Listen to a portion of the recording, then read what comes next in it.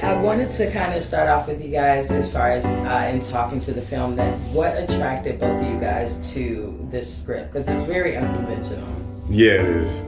Regina, you were attached first. I'll let you go first. I read it and thought about it. Well, first of all, the title. Did you get that? The first time I heard the title, what is this? I was intrigued. Then, like Sterling, I was intrigued with the title, and then I read it, and I just thought I thought if it worked, it would be great. Mm-hmm. You know, and that's every film, but particularly this one. If they could pull off what they wanted to do, it would be great. Mm-hmm. Yeah. Let's see. So before I even read it, I watched the short. Mm-hmm. I think I watched the short first, and it made me pee on myself a little bit. I was like, this is real funny. And this is an institution that I love, that has such cultural relevance for us as a people. Mm-hmm. And then I read the script, and the script was a little bit different than the short. Yeah. You know what I'm saying? In terms of like, first. Right. Like it was a little bit deeper in terms of like not just yucks, but had yucks and yucks plus, right? And I knew Regina was attached to it already as an actor and a producer. I was like, who doesn't love Lil Bit? Mm-hmm. Like everybody loves Lil Bit. And I was like, I want to work with Lil Bit. I also just think that I think Adama in writing is coming from a place of like, I love the church. She does. I love God. And that doesn't mean that I can't critique things that I think could be improved about it. And so I think this is sort of like a loving critique, if you will, of an institution that is beloved by us all. That's exactly what I got out of it. Boom! You knew it? It was a critique. You knew it? A commentary on... Right, not a judgment. Right. Not a judgment. So it's done in a way that's not preachy. And I want to know, like, how did you maintain that balance? Because you're over the top. You guys are over the top. You think so? But in certain parts, but how did you maintain that balance where you're able to bring out that commentary very subtly while still keeping very true to the nature of your characters? Yeah. Well, I was going to say I think it has a lot to do with the way Adama, the way the film is set up in terms of the documentary style and the real people. Right. And so there's the church that they present, but there's the reality that you see two people who are devoted but are in their own pain and in their own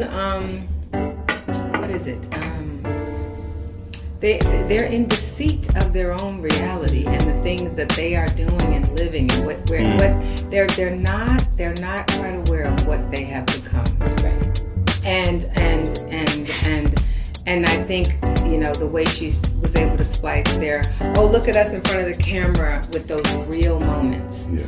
When that camera's not there, for example, their love scene, when there's no camera, but then when they are so upset that they themselves forget the camera.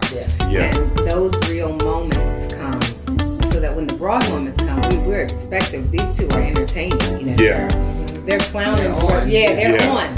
And then but then there are other moments where they're not on. So it's like the design of the film sort of lends itself to that. Have you ever been in church? You were saying something about over the top. Have you ever been in church listening to a preacher sermon and be like, yo, this dude is big? So like there is a natural theatricality that I think a lot of preachers have. And I think that the danger that you can kind of fall in is like, I don't want to make it too over the top. But you're like, you've seen, truth is often stranger than fiction. Like you've seen people do some big stuff. So I was like, all right, I have to give myself permission to be as big as I think Lee Curtis is. And I think Lee Curtis in his own mind is big. Mm-hmm. You know what I mean? So there's that. There's also the idea that when the camera is on, the documentary film crew, there's a part of me that feels like he's almost at his most comfortable, whereas Trinity is actually sort of a little bit more wary of what the camera's trying to. It's like, just turn it on. You love Anita. It's just going to me and Anita going to be like peas in the pod. You have to make sure she stayed in line as well. Exactly.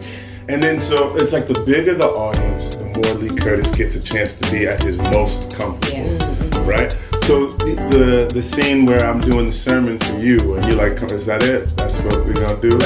Like that's probably not like his most comfortable moment, right? By himself. Yeah. like you could probably, I don't know if I'm trying to track if you feel more comfortable when the camera's not there or not. But I think Lee Curtis is just yearning to get it back. Yeah. Most of the film. Yeah. So that's one thought. Well, I have to ask you, the scene that made me holler was you two in the car doing Knock If You Buck. Come on, because now. I wasn't ready. I didn't see it coming, so I literally hollered. What was filmed? Was that as hilarious to film as it was to watch? It was fun. It was fun too because here's the funny part. Regina and I didn't know the song. know the song. Oh, really? No. And I was like, we spent way too much time in California because our whole crew was like, y'all don't know nothing, you what? And it's funny too because after the movie, like I be doing Peloton classes. I'm like, no. I was like, I don't know how we didn't know it. How did I miss this I thing? remember Sher was like, we gotta do it. And I was like, we gotta do it. Like, Yeah. And y'all did it like y'all knew it. That's why I was like, they know this. we go hard. Because I was asking Adele, they said in the script she said like something that is like quintessentially Atlanta. So I'm thinking of like Outkast, I'm listening to different like Tip Harris songs, etc. And she's like, no, we don't do Knock If You Buck. And I was like, now who if you hot? and when I heard, I was like, I was looking at my sister. Do I got it? Wait. She's like, no, you gotta slow it down. I was like, shit. Too old for this. I mean, Then we got into it. We got into it. Once we got it, I was like, you got it. It was fun because we would memorize our lines, and after I memorized lines for like coming up, I was like, all right, let me do about 20 minutes of nuts right now. Because that's the thing, you had to have it down. Yeah. Right. Like it couldn't be occurring as if like I'm trying to think it's like shit had to You be had down. to do it the way we. Yes. The way you had Going to back feel to my college Yes, days. you had to When feel you it. came in. I was like, Let me knock it and back it. And it was good because it was kind of like a private moment. Like, Yeah. pastors listen to nothing hip hop. Like they listen to hip hop too. Little ratchet hip hop. sure. And I think that was that. I think that wasn't funny, but those quiet moments where you really get to see, and then, it's that we're going to war, and you end up seeing where they're going in that church. Yeah. And that's when they're like, it's about, this is bad. Yeah. Right. We needed to get hyped We were for what was yeah, coming next. yeah. I really liked your character because you bring another element to the story when you're talking about the pressures and the expectations of a first lady. And most people do look at it like you're here and you have this, but when you're a first lady of a megachurch, you were very conscious of the camera that was filming and what was said and how it was said. What did you do to kind of bring some of those characteristics of a first lady out in your character?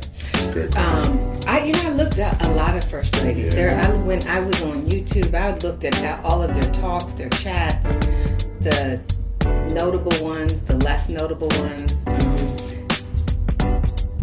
what they felt like the pressures that were on them, how important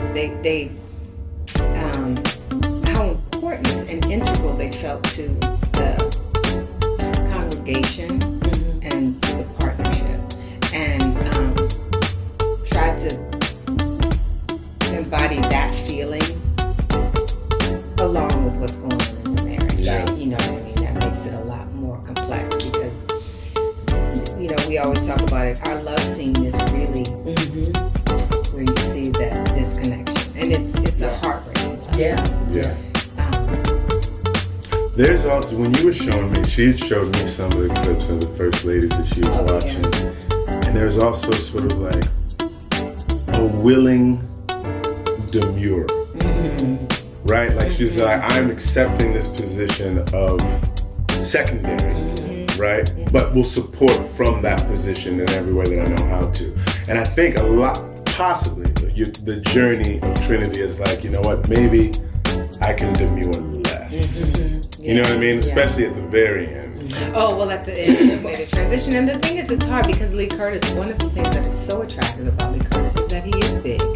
Is that he does have the personality that is just charisma, that is just so infectious. And she's delighted because she is chosen. You feel like that. She feels chosen. and you know, sometimes it's hard to see when your partner is selfish. You know what I mean? And there's moments he's selfish. And then the other issue is that, you know, I think fraternity divorcing the Curtis would be divorcing the church. And that she cannot do. Yeah, I got that in a conversation with the mother. Oh yeah. Well, Mama was Good like, compliment. Yeah. Very indicative. Well, thank you guys so much for talking to the Chicago. and congratulations Bless you. on I your appreciate babies. it. Yes.